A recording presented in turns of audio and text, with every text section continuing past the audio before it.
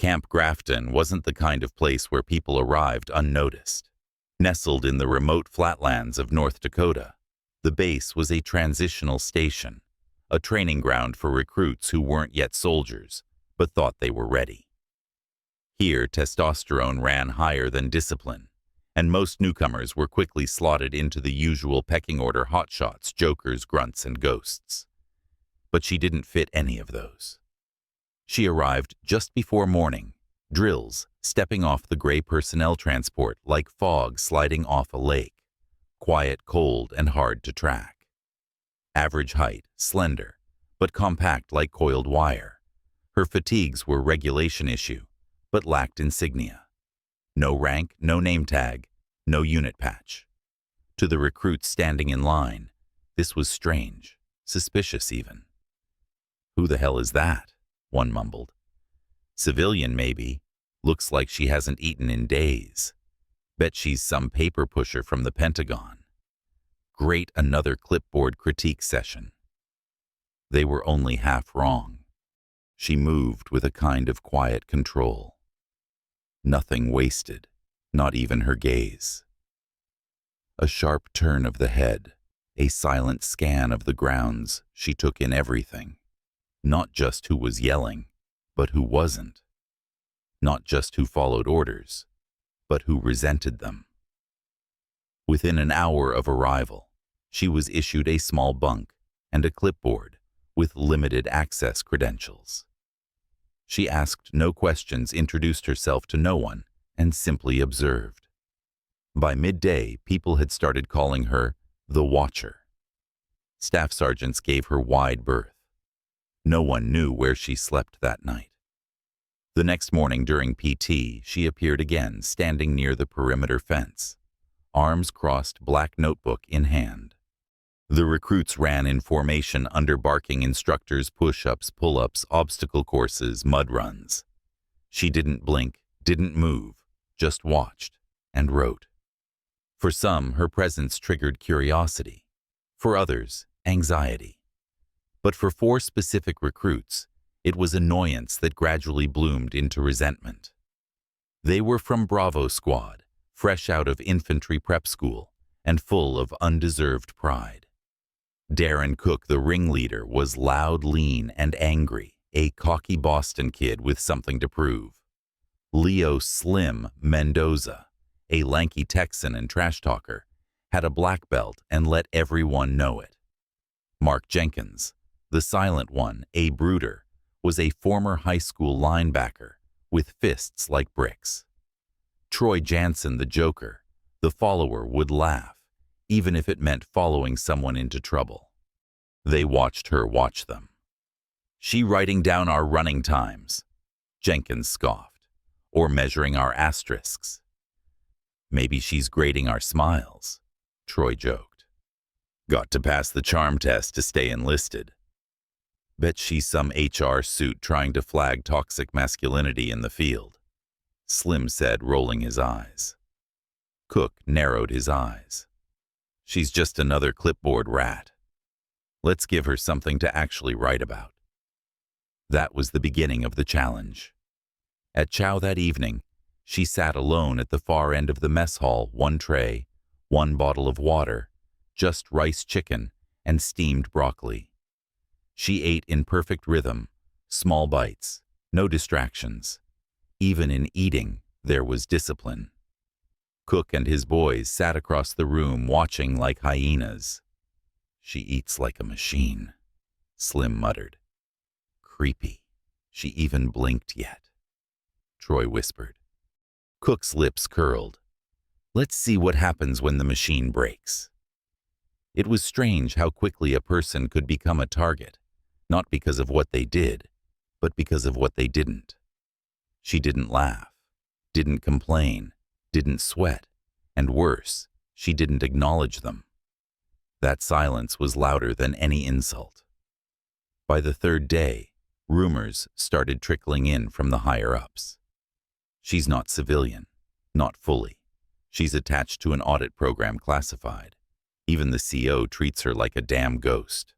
Still, no one had seen her credentials, no formal briefings, no name, No explanation. But the notebook, that black leather notebook, never left her side. She wrote in it constantly, not just during drills, but during meals, after lights out, while standing outside the barracks at night. "What's she writing?" Jenkins muttered once, eyes dark. "She writing about us." "Damn right she is," Cook said. "Bet she's waiting for us to slip up. Then bam, we're red flagged." "So let's not slip up," Troy said, half joking. Cook looked at him sideways. "Or maybe we test her first." That got the others quiet. For the first time, the watcher had become the watched. That night, as the mess hall emptied, the plan started taking shape. "Nothing crazy," Cook said. "Just a little confrontation, little pressure. See if she cracks." "She won't do anything," Slim added. "She's all show one clipboard and a good stare down. We box her in, take her seat, maybe flip the notebook." Cook said, "If she's got anything on us, we'll know. Worst case." Troy laughed. "She files a report. What's she going to say?" Four guys stood too close. They all chuckled, blind to the irony of what they were about to do. What none of them noticed, what none of them could have possibly known, is that she had already flagged them. She'd written down everything: the way they walked, in a pack, the way they mocked weaker recruits, the way Cook always looked for someone to dominate. She knew their names, their files, and she knew they were going to test her, because they weren't the first, not even close. By day 4, the tension was visible, thick as morning fog across Camp Grafton's gravel lots. The recruits called it ghost weather, not because of the sky, but because of her. She was always there, watching, moving silently through the motor pool, the barracks, the range. She didn't ask questions, didn't correct anyone. She just saw everything and wrote. The officers gave her room like she had a magnetic field around her. Even the drill sergeants, tough as nails and loud as mortars, adjusted their tone when she passed. She wasn't ranked. She didn't have to be. Word had spread quickly among the younger recruits. She wasn't just some bureaucrat from Washington. Some said she was an internal affairs agent, sent to weed out weak leadership. Others claimed she was with naval intelligence. One guy swore he saw a tattoo on her right forearm, barely visible, but shaped like a trident, a SEAL insignia. That was enough to make people whisper. But rumors weren't truth. And the 4 recruits from Bravo Squad, they weren't interested in myths. They wanted proof. Cook, Mendoza, Jenkins, and Jansen had become obsessed. Every time she passed by, Cook's eyes tracked her like a predator. He'd tilt his head just enough to invite confrontation. She never took the bait. Slim Mendoza was the loudest about it in the barracks. "She walks like she's in a movie, all deliberate and dramatic. You ever see someone turn a corner like that?" "I'm telling you," Troy Jansen replied one night, stuffing an MRE wrapper into a trash bin. "She's got to be X something. No way she watches our drills like that without combat history." "Then why is she not wearing a uniform?" Jenkins asked. "Because she's hiding something," Cook snapped, "and I'm done pretending she's not." Their plan evolved. It wasn't just about shaking her confidence anymore. It was about finding out. "What if she's writing down names, ours?" Slim asked during night guard duty. "What if she's feeding it up the chain?" "Then we intercept that intel," Cook said calmly. "Simple recon. Get eyes on the notebook. Block her in. Shake her just a little. If she's harmless, she'll fold." "And if she's not?" Jenkins asked. Cook grinned. "Then we know who we're dealing with." It was reckless, unnecessary, dangerous. But that's the thing about young soldiers. When they haven't faced a real enemy yet, they try to make one. The next day, during small arms training, she stood off to the side of the firing range, eye protection on, notebook in hand, observing like always. Cook intentionally delayed his shooting turn, watching her instead. He wanted her to see that he was watching her. She didn't react. That burned him more than a bullet graze ever could. That night, something happened that sealed the deal. After lights out as the squads bunked down, Troy Janssen returned from the latrines early. On the way back, he spotted her in the corridor, outside the commanding officer's office, alone in low light. She was talking into a secure comms tablet, encrypted and glowing blue. No one was supposed to have that kind of access. She wasn't even using the base network. Janssen ducked behind a support beam and watched. Her voice was hushed, precise. All four have displayed pattern recognition. Leader shows dominance instinct. Others fall in line. Recommendation proceed with stress evaluation in next 48 hours. They'll break or level up. Janssen's breath caught in his throat. She wasn't auditing the base, she was auditing them. He didn't sleep that night. The next morning, he told the others. "She's not some observer," he said. "She's watching us. All of us." Cook leaned forward on his bunk, elbows on knees. "Then it's now or never." "Tonight?" Slim asked. "Tonight," Cook said. "Mess hall. No one around. She always eats alone. We close in corner, her ask questions.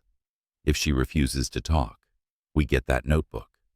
If she pushes back, we'll know exactly what she is." "Think she'll fight?" Jenkins asked. Cook smiled. "I hope so."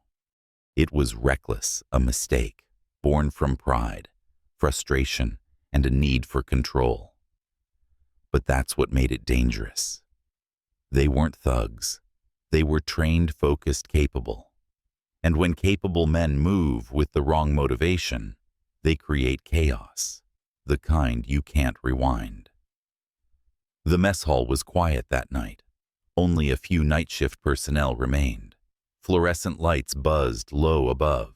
Stainless steel trays clattered occasionally as a cleaner passed through. She sat in the back corner again, facing the entrance like always. Methodical, predictable rice, chicken, broccoli, water. She ate like a machine. Cook entered first, tray in hand. Sat 2 tables over alone. Slim and Jenkins followed a minute later, flanking from opposite ends, casual laughing about something unimportant, but their eyes were locked on her. Janssen walked in last, heart pounding. He hated the plan, but backing out now wasn't an option. They slowly closed in, circling, without making it obvious. She didn't react. She finished her meal, took one final sip of water, and reached for her notebook. That's when Cook made his move. He stepped forward and tapped the corner of her table. "Evening," he said. No response. "You always sit here, huh? End of the line. Real cozy." Still nothing. Slim leaned over her left shoulder. "What's your writing in there?" Jenkins blocked the exit. Janssen stood by the soda machine, chewing his lip. She looked up finally. Her eyes scanned each face, calm, measuring, unshaken. Then she spoke only 2 words. "You sure?" Cook's smirk faltered. "Sure about what?" She closed the notebook slowly and set it aside. "That you want to find out?" The room dropped 10 degrees. The moment stretched. 40 seconds later, everything would change. But for now, all that remained was silence, tension, and 4 recruits who had no idea they just activated the wrong ghost. She didn't move. Not yet. 4 recruits stood around her table, creating a loose square. The hum of fluorescent lights above buzzed in contrast to the utter stillness around them. She sat, composed, fingers resting lightly on the closed leather notebook, her half-eaten tray of food untouched now. Darren Cook loomed nearest, shoulders squared, his right hand hanging casually by his hip, fingers twitching. Slim Mendoza leaned in cocky grin stretched across his face. "What you got in the book?" he asked again, slower this time. "Secrets, field notes, evaluations." She glanced at him with a stillness that was far more unnerving than fury. "Just observations," she said, her voice level. "Oh, really?" Cook asked. "Like what? Who's a good boy and who's not?" He reached for the notebook. Her hand moved barely an inch, but fast. Her fingers slid over the cover, not aggressive, just a warning. Slim's eyes narrowed. "Come on, ma'am. You're making this weird. We're just talking." "You're circling a table like a pack of wolves," she replied coldly. "That's not talking. That's provoking." Behind her, Jenkins shifted. His size added tension to the room. He blocked the aisle without being obvious, casual stance, fist clenched just tight enough to suggest he wasn't bluffing. Jansen stood off to the side near the soda machines, visibly nervous. He didn't speak, didn't move, just watched. She noticed him most. "You sure you want to do this?" She asked, her eyes briefly on Cook, but her words meant for all of them. The recruits glanced at each other. Even Troy Jansen caught the flicker of unease in Slim's posture. But Cook, he wasn't backing down. "She's bluffing," he muttered. "I say we take the book and end this game." He moved. The next moment happened in two simultaneous timelines, one for them and one for her. To them, it started when Cook's fingers brushed the notebook. They didn't see her left hand move. They didn't process the shift in her hips. They missed the exhale through her nose, the silent tell of a veteran entering a fight. But they did notice when Cook's wrist snapped upward, his body spinning unnaturally as she leveraged his momentum and threw him onto the table with a crash of metal and tray. Plates clattered, chicken and rice went flying.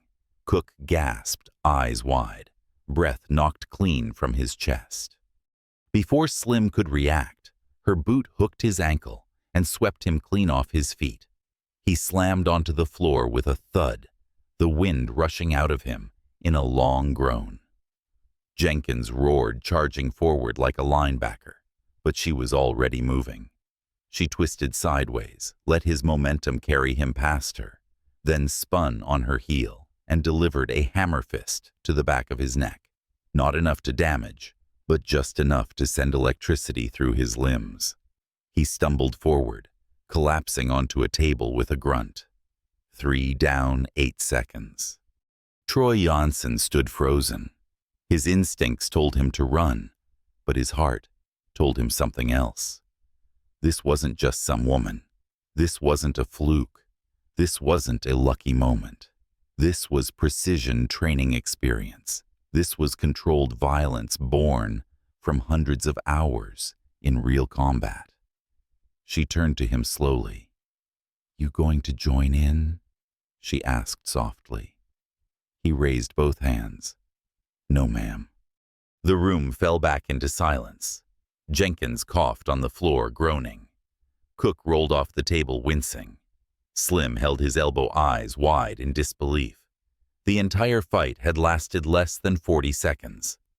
She adjusted the sleeve of her fatigues and calmly retrieved her notebook. Without raising her voice, she said, "You're lucky I held back." She walked toward the door, the tension following her like a ghost. But then a deep, commanding voice echoed through the mess hall. "What in the hell is going on here?" Staff Sergeant Darnell erupted into the room like a storm boots, clapping hard against the tile. He took one look at the scene, the overturned tray, 3 groaning recruits and her, walking away, and immediately assessed what had happened. He rounded on her. "Ma'am, what?" She handed him the notebook, flipping to a page marked in red. He scanned it, and his face changed. Not fear, not confusion, but respect. His voice dropped. Commander Ross. The 4 recruits' heads snapped upward at the same time. Commander. Darnell looked from the paper to the fallen men. You idiots have any idea who you just messed with? No answer. Just coughing, stunned silence. He turned to her again. Permission to notify CO. Do it, she said. Full report. Then she paused. Also, she said, with a slight nod toward the recruits. Request no formal charges. Darnell blinked. No charges after this. They learned more in 40 seconds than they would have in 4 weeks, she said. Let it stand. She turned and walked out, not looking back. The mess hall door swung behind her and closed with a solid click. Silence. Cook pushed himself up on his elbows, coughing. His eyes darted to the others. Commander, he muttered. She's Navy. Jenkins groaned from the floor, finally finding his breath. We messed up. Troy Jansen sank into a bench, palms still open. She's not just Navy, he said. I think she's a SEAL. Later that night, after the medics had done their rounds and the mess was cleaned up, a single envelope was delivered to the barracks. No stamp, no name, just a navy blue seal on the front. Inside was a printed briefing. Commander Avery Ross, U.S. Navy SEAL. Retired. Classified rank clearance. Onyx active status. Internal evaluation officer. Ghost tag. Assignment. Camp Grafton Bravo. Squad surveillance. Underneath was a final handwritten line. Sometimes the lesson needs to hurt. You're lucky I'm a good teacher. A.R. From that night forward, no one questioned why she was on base, and no one ever called her the Observer again. By sunrise, Camp Grafton wasn't the same. The mess hall incident had erupted into legend before the coffee finished brewing. She took down 4 guys in 40 seconds. No weapons, none. Just hands and boots. Cook tried to grab her notebook. He got flipped onto a table. Avery Ross. That name's all over Black Ops chatter. Wait, Commander Ross. She's a SEAL. That last word dropped like a grenade into the minds of every recruit on base. SEAL. Bravo's squad was locked down for the morning, restricted to quarters under medical observation after their embarrassment the night before. Word was, Cook had cracked a rib. Mendoza's elbow was dislocated. Jenkins had bruised vertebrae, and Jansen, well, Jansen just looked like a man who'd seen God and lived. The 4 of them sat in silence, faces pale, each lost in thought. Did anyone actually see her move? Jenkins finally asked. Nope. Mendoza muttered, cradling his arm in a sling. I blinked and hit the floor. Cook didn't speak. He hadn't since dawn. Jansen, however, couldn't stay silent. I overheard her remember. Before it happened, she was reporting on us, he said. We were being evaluated. We weren't the mission, we were the mission. Cook looked up slowly. His usual swagger had been replaced with something colder. Not fear, something deeper. Humility, regret. 40 seconds, he whispered. She broke us in 40 damn seconds. In the command center, Colonel Mitchell sat with his hands clasped, watching the footage from the mess hall. Grainy security cam feed, no audio, just cold, black and white. He'd watched it 5 times already. He didn't need to see it again, but he did. Ross didn't posture, didn't speak more than 2 words, didn't hesitate. Her movement was like smoke and lightning, evasive, precise, lethal. She's better than ever, the colonel muttered. Behind him, Staff Sergeant Darnell nodded. Sir, she's requesting no formal reprimands. Of course she is. Mitchell leaned back in his chair. She didn't come here to punish. she came to fix. And the notebook. Mitchell held it up. The red-marked pages were like classified gold, decoded notes, field assessments, behavior patterns, not just on the 4 recruits, but on squad leaders' training protocols and psychological gaps. She's done more for this base in a week than my entire advisory board did in a year, he said. He closed the book. Let the lesson stand. Outside, the mood at Camp Grafton shifted like a storm front. Recruits who dismissed her now avoided eye contact with anyone, afraid another observer might be watching. Some even speculated there were more like her, hidden among the cleaning crew, the male unit, the medics. Rumor turned into paranoia. But in reality, Ross had done exactly what she'd been trained to do, break complacency, and now the entire base was awake. That afternoon, Commander Avery Ross walked into the training yard during combatives class. She wore standard fatigues again. No medals, no insignia, only the notebook. This time, nobody ignored her. The instructor froze mid-demonstration. Ma'am, Commander, I wasn't told you'd be here. I'm not here to observe, she said. I'm here to demonstrate. Recruits parted like water.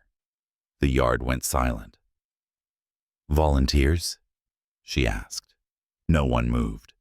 Then, slowly wincing slightly, Troy Johnson stepped forward. I'll go. She nodded once. Good. They squared off in the ring.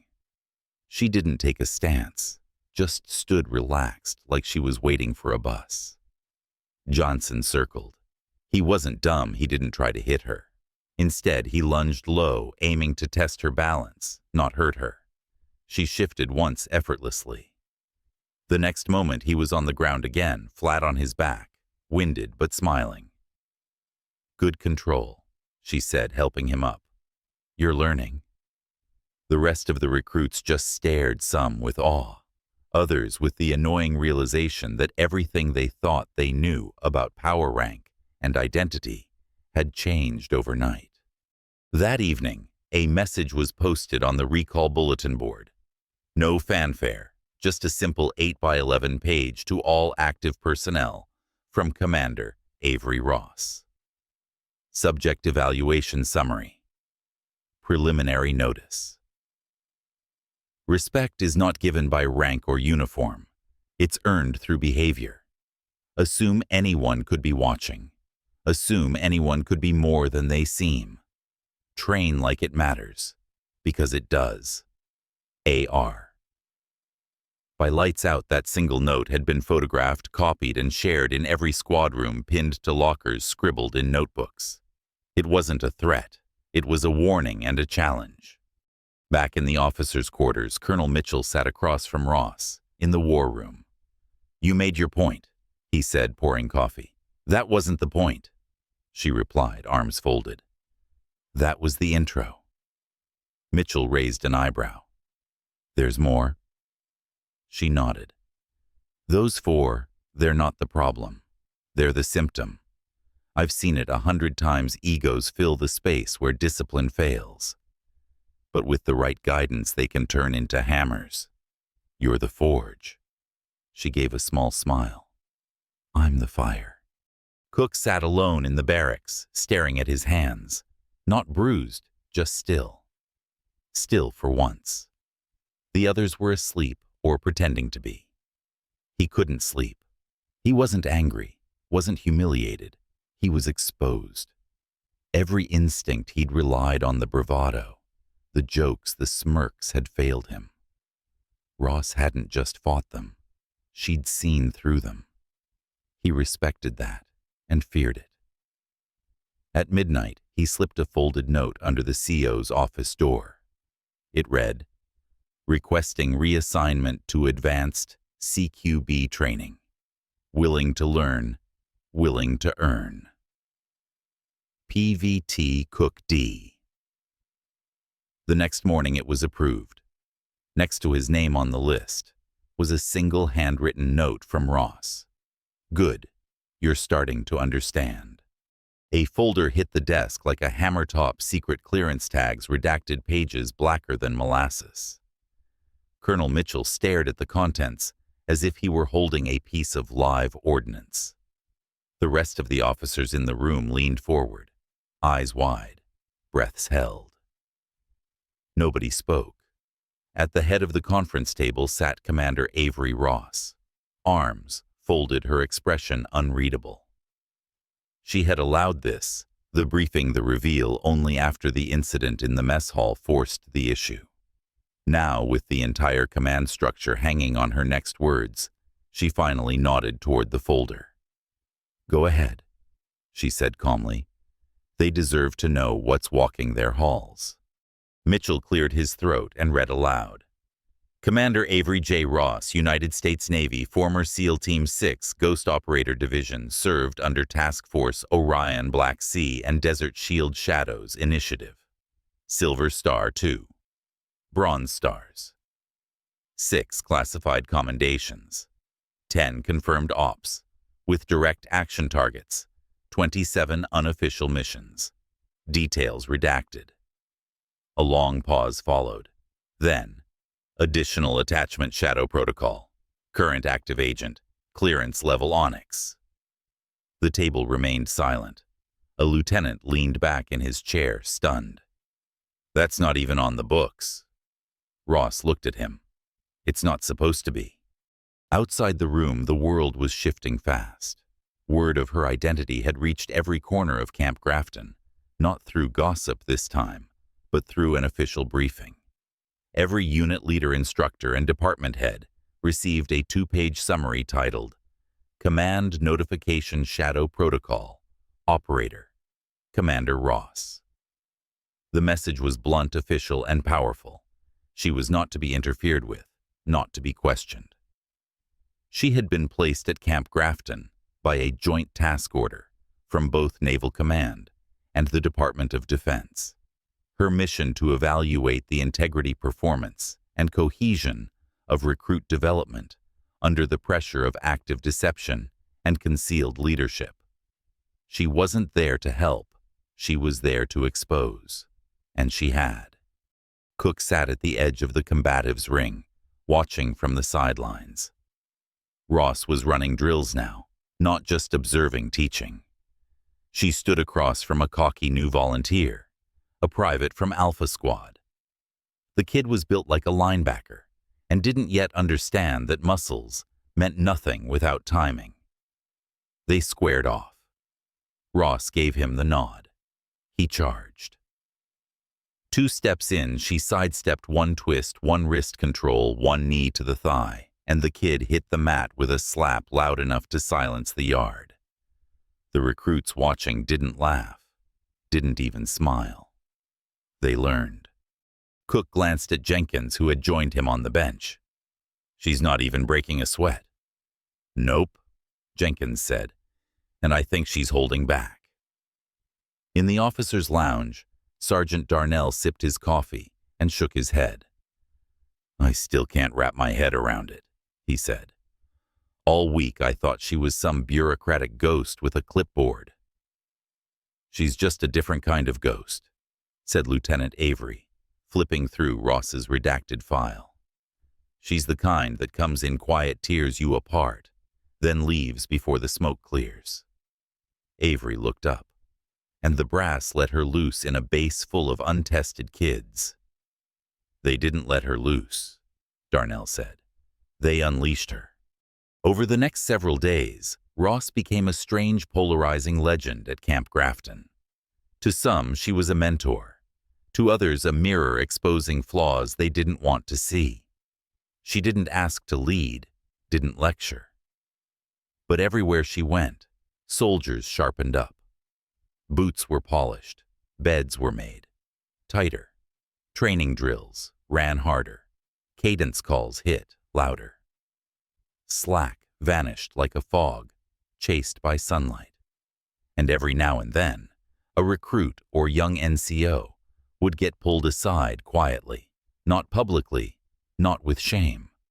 Ross would simply say, "You've got potential, but potential without humility is just a bomb with no target. Then she'd walk away. Troy Jansen approached her on the third morning after the incident. He stood stiffly nervously, holding a folded note in his hand. She was walking the perimeter notebook under her arm, as usual. "Commander," he called, catching up. She turned, said nothing. He handed her the note. She opened it. Inside was one sentence: "I want to learn for real this time." She looked at him for a moment, then nodded once. "Be at the motor pool at 060 tomorrow," she said. "Bring water. Leave your ego." That morning, Jansen showed up. So did Slim Mendoza. So did Jenkins. And last to arrive, but first, to run drills, Darren Cook. They said nothing when they saw each other, just saluted her quietly and fell into line. Ross led them through a routine that no other squad on base had seen. Zero yelling. No time limits, no artificial pressure, but the work was relentless. Balance drills, combat breathing, stress inoculation exercises, movement under noise suppression, close-range threat recognition.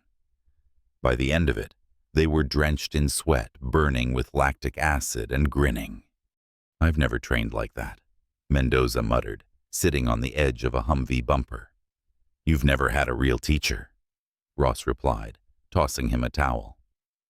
Inside her quarters, a small windowless room not far from the comms center, Ross made a final entry in her black notebook.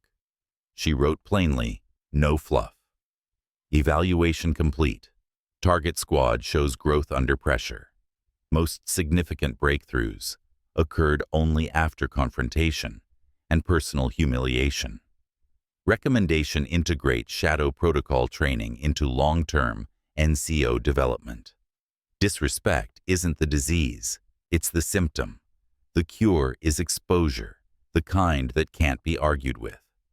She paused, then added, "Sometimes the best teacher is the one they underestimate first." She closed the notebook, turned off the light, and slept the kind of deep, dreamless sleep that only comes after a mission complete. The hum of the generator buzzed under the fluorescent lights in the motor pool, casting long shadows over the four figures moving through combat drills. It was still dark out, and most of Camp Grafton remained asleep. But not them, not the four recruits who just a week ago had been cocky, brash, and untouchable. Now they were silent, focused, pushing themselves past exhaustion under the sharp, precise eyes of Commander Avery Ross. She didn't shout, didn't scold. Her commands came quietly, almost conversationally. Again, slower this time. Technique, not strength. Your balance is still on your heels, Cook. You fight like you think someone's going to save you. Nobody is. They listened. They learned. And with every grueling minute, something hardened inside them. Something they didn't even know they were missing. Outside, the transformation began to ripple through the rest of the camp. It wasn't just the four recruits who were changing. The entire base felt it. Chow lines were tighter. Morning runs started earlier. The barracks were cleaner, sharper, quieter. The instructors noticed it first, then the officers. It was as if the base had been sleepwalking, numbed by routine, dulled by repetition. And someone had finally flipped the switch. Discipline wasn't being enforced anymore. It was being chosen. And at the heart of it all stood Commander Ross, never taking credit, never claiming glory, just quietly leaving fingerprints of change on everything she touched. That Monday, Ross walked into the combatives' yard and found an unexpected sight. Recruits from other squads, Delta Echo, even some from Officer Candidate School, were lined up standing at parade rest, waiting for her. The lead instructor nodded in her direction, uncertain. "They asked to train with you." Ross looked over the crowd, a dozen faces, some young, some older, all expectant. "All right," she said after a beat. We start with mindset and motion. By the end of the session, 6 were on the ground, 3 were gasping for breath, and all 12 were wide-eyed with something they hadn't known they were missing. Respect. Not the kind you give out of fear, not the kind earned with stripes or medals, but the kind earned by standing in the presence of someone who knows what they're doing and lives it. In the evenings, Ross returned to the fire team of Bravo, her original problem children, but they weren't problems anymore. They were students. Cook, for all his bluster, had become the quietest of the group. He moved with precision, now asked questions only when it mattered. Jenkins, the Joker, now tracked training metrics in a weatherproof notebook, analyzing their progress and designing new team drills. Mendoza had taken point on fitness, pushing them past their physical limits without orders. And Janssen, he had started studying leadership, not how to give orders, but how to earn them. One night, under the hum of the mess hall lights, Ross called them together after chow. "Tell me what changed," she said. No one answered at first. Then Cook cleared his throat. "We thought this was about winning," he said slowly. "Being the strongest, the fastest, the guy everyone looked up to." Ross nodded. "And now?" "It's about being ready," he said. "No matter who's watching, no matter what's coming." Mendoza leaned forward. "It's about shutting up and doing the work." Jenkins smiled. "And maybe not grabbing people's notebooks in the mess hall." That got a rare smirk out of Ross. Janssen, sitting at the edge of the bench, looked at her carefully. "It's about carrying the weight," he said. "For the team, for something bigger than ourselves." Ross stared at him for a long moment. "Now you're getting it." That weekend, Colonel Mitchell requested a private meeting with Ross. "You've turned them around," he said, pouring coffee. "Frankly, I didn't think it was possible." Ross didn't react. "They turned themselves around. I just showed them the cracks in their armor." Mitchell sat down across from her. "I've been thinking," he said. "This whole shadow protocol thing, dropping someone into the trenches without warning. It's risky, but I'm starting to believe it works." Ross nodded. "It does, but only if the person sent in doesn't want the spotlight. You drop in a hero who wants to be noticed, and it collapses." "And you?" he asked. "What do you want?" She paused, then said softly, "I want them to be better than me." 2 days later, Ross handed Mitchell a sealed envelope, her mission debrief. "I'm rotating out," she said simply. "Another base, another fire to walk into." Mitchell stood surprised. "We could use more time, more training." "They don't need me anymore," she said. "They just need each other." He opened the folder.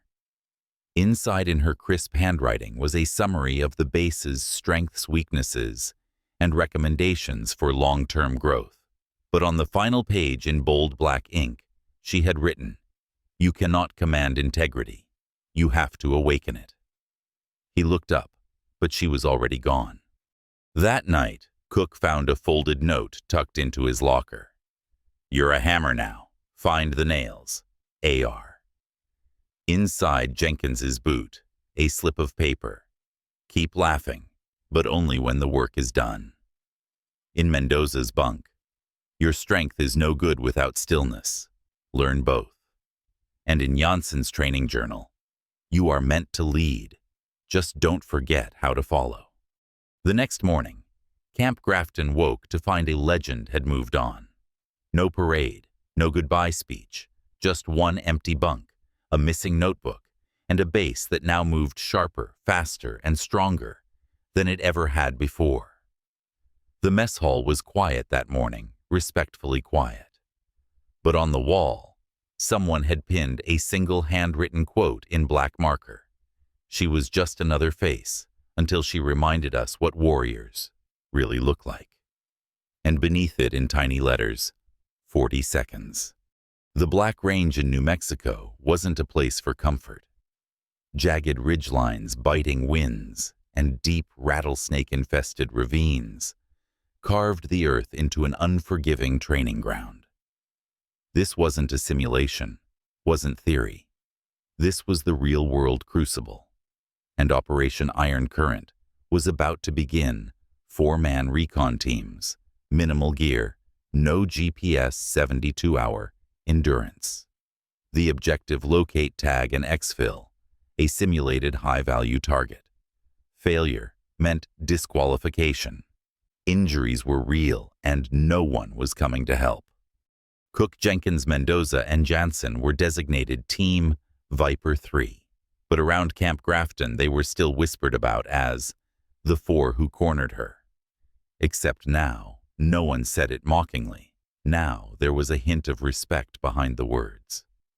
They moved through the ravine like shadows. Low chatter, hand signals only.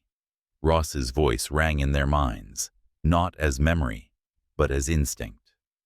Move with purpose, not with noise. Don't search for the enemy, expect them. Lead only when the path is clear. Follow when the mission demands it. Day 1 went smoothly. They covered 16 miles of rough terrain, logged 3 simulated enemy drone sightings, and avoided an ambush squad with only seconds to spare. Their cohesion was precise. They no longer moved as individuals. They moved like one organism. Even Jenkins, the mouth of the team, said nothing except what was necessary. By sundown, they'd set up a cold camp inside a narrow canyon that funneled wind like a rifle barrel. They ate ration bars in silence, eyes scanning the ridgeline. 20 clicks to the target zone, Jansen whispered, peering over a map lit by a red lens.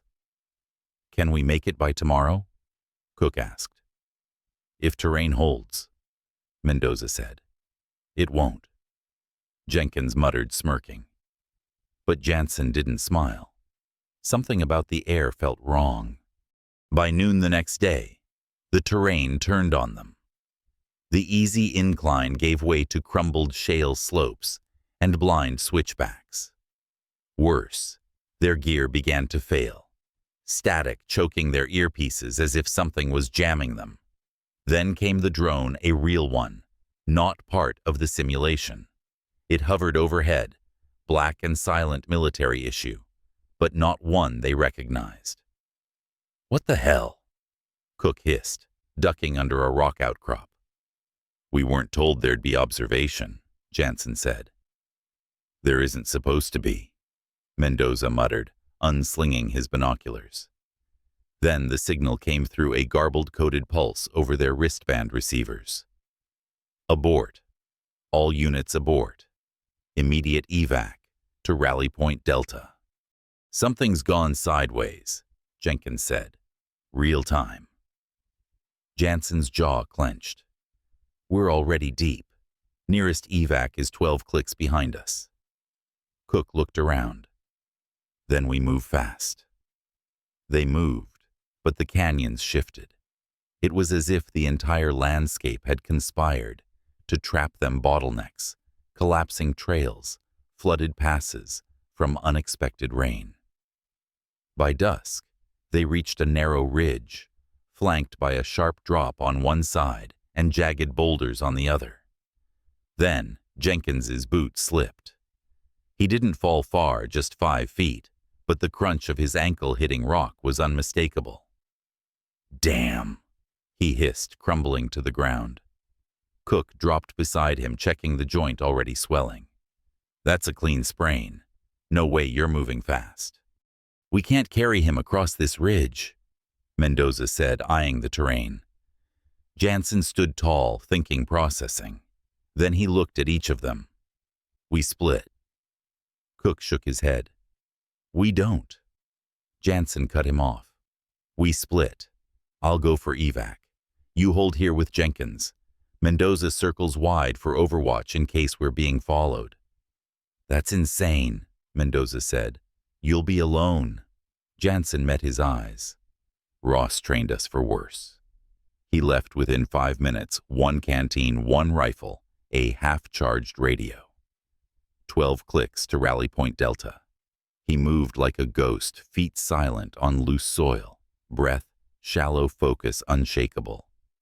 Each sound in the distance might have been real enemy movement. Each shadow might have hidden an ambush team. Without comms, there was no confirmation. It didn't matter, he had a mission. Don't hope someone will come save you. Be the one who saves them. Ross's voice again, not haunting, guiding. He descended a gully at midnight, climbed a ridgeline before dawn, and by the next morning, bruised, bleeding, and sleep-deprived, he reached Rally Point Delta and ran directly into 2 real-world operators in full gear. Identify yourself, one barked. Jansen raised both hands slowly. Cadet Jansen, Team Viper 3. We've got an injured man 12 clicks out ridgeline past sector Red 5. The lead operator clicked his comm, confirming. We didn't think anyone made it out of the Black Range. Sit tight, cadet. Jansen's legs gave out under him, but he didn't collapse. He sat straight, alert, ready. The evac bird went in at dawn. Jenkins was pulled out by stretcher. Cook and Mendoza boarded last guns, still in hand, scanning the hills one final time. When the bird touched down at the base, forward operating camp, command staff were already waiting, Colonel Mitchell, 2 senior field officers, and standing behind them, Commander Ross. She said nothing as Jansen limped toward her dirt-caked eyes, bloodshot from fatigue. He stopped 2 feet from her, dropped his pack, and saluted. Team Viper 3 reporting full extraction, ma'am. Ross looked him up and down, then quietly. Why didn't you wait for orders? Jansen didn't hesitate. Because they were waiting for me. A long pause. Then, for the first time in public, Ross gave the slightest nod of approval. Now you understand the job. That night, the campfire burned higher than usual. No medals were awarded, no speeches given. But the 4 men sat together in silence, shoulders heavier now, not with shame, but with earned weight. They had walked the edge, been tested and passed, because of her, because she didn't break them, she built them. And now, for the first time, they were worthy of the uniform. Camp Grafton looked the same when they returned. Same sand-colored barracks, same oil-stained motor pool, same mess hall where it all began. But they were not the same. The 4 of them stepped off the transport in dusty boots and sunburned faces, exhaustion clinging to their bones. Jenkins walked with a limp ankle tightly braced. Mendoza carried both his gear and Jenkins's pack without a word. Cook's jaw was locked tight, eyes scanning out of habit. And Jansen moved like a man who had crossed something only a few ever did, not a finish line but a threshold one they couldn't uncross. The entire base watched as they returned, but no one spoke, because they knew the story had already spread. The drone, the failure, the injury, the solo exfil. They made it out of the Black Range. One of them brought the others back alone. That's SEAL stuff. No, that's her stuff. Colonel Mitchell met them on the tarmac. No podium, no brass band, just a nod. Good work. Debrief in 0800. Until then, rest up. They saluted. No one needed a speech. The colonel knew sometimes silence honors more than words ever could. As they turned to head to the barracks, Jansen spotted her standing alone beside the hangar. No uniform, just tactical jeans, combat boots, and a steel gray hoodie pulled over her head, arms crossed, watching. Commander Ross. He hesitated, then broke away from the group and walked to her. He stopped 2 paces away. Ma'am? She looked him up and down. You didn't freeze even when it went sideways. I remembered what you taught us, he said. She raised an eyebrow. I didn't teach you how to survive alone. I taught you how not to get there in the first place. He smiled faintly. Jenkins would have died if I waited. I had to move. Ross nodded slowly. And that's why you'll lead someday, not because you want to, but because you'll have to. Jansen shifted his weight. Will I be ready? She gave a rare answer. Maybe if you stop asking that question and start preparing for the day, you don't get to ask it. He nodded. Then Ross extended her hand. For the first time, he took it a firm shake, brief. Respect passed like current. And then she turned and walked away, disappearing around the hangar, already leaving them again like always. Weeks passed, and something strange happened. They became mentors. Not officially, no one assigned them, but newer recruits started sitting near them at meals, watching how they moved, how they stood at attention, how they never cut corners, how they trained when no one asked them to. And soon, others followed. Delta Squad upped its endurance metrics. Bravo started leading its own pre-dawn workouts. Jenkins, once the prankster, started running quiet tactical theory nights in the library, breaking down real-world missions. Cook, once all ego and fists, now had a waiting list of younger recruits who wanted him to coach them in combatives. Mendoza became a ghost instructor in the gym, never loud, but always present when someone needed help lifting the weight. And Jansen, he stopped sitting at the back of the briefing room. He now sat in the front, notebook open, head up, ready to speak when called upon. He had become what Ross knew he could be: a quiet anchor, a silent blade, a leader. Then came the orders. Jansen was summoned to the colonel's office. Mitchell didn't offer coffee. He simply handed Jansen a single sealed envelope. Special transfer request came through quiet channels. Navy Cross Pipeline. Jansen stared at it. To what? Mitchell smirked. SEAL assessment prep. Shadow candidate. Fast-tracked. Jansen's heart froze. His throat tightened. Did Ross file this? No, Mitchell said, then paused. But it had her fingerprints all over it. And you wouldn't be on that list unless someone whispered your name in the right room. Jansen didn't open the envelope yet. He just stood there processing. The four of them were still a team. They'd fought side by side, bled, grown.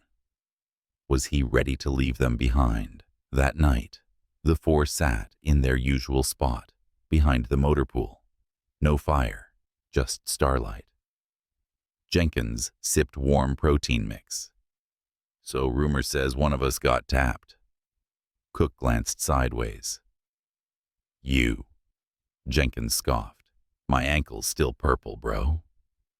Mendoza looked at Jansen, who hadn't said a word. Jansen finally spoke. They want me for SEAL prep.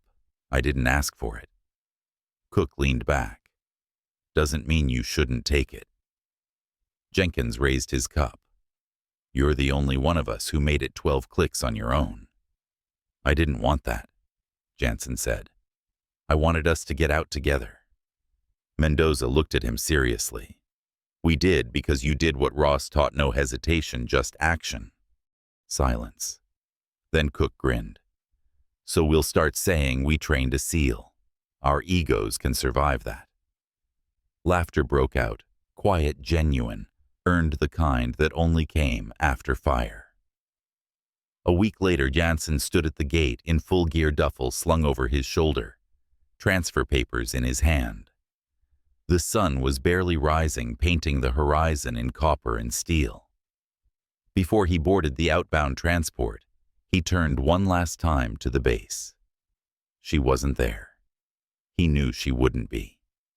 Ross never said goodbye. She didn't need to. Her lessons remained in every step they took, every breath they measured, every split-second decision they no longer doubted.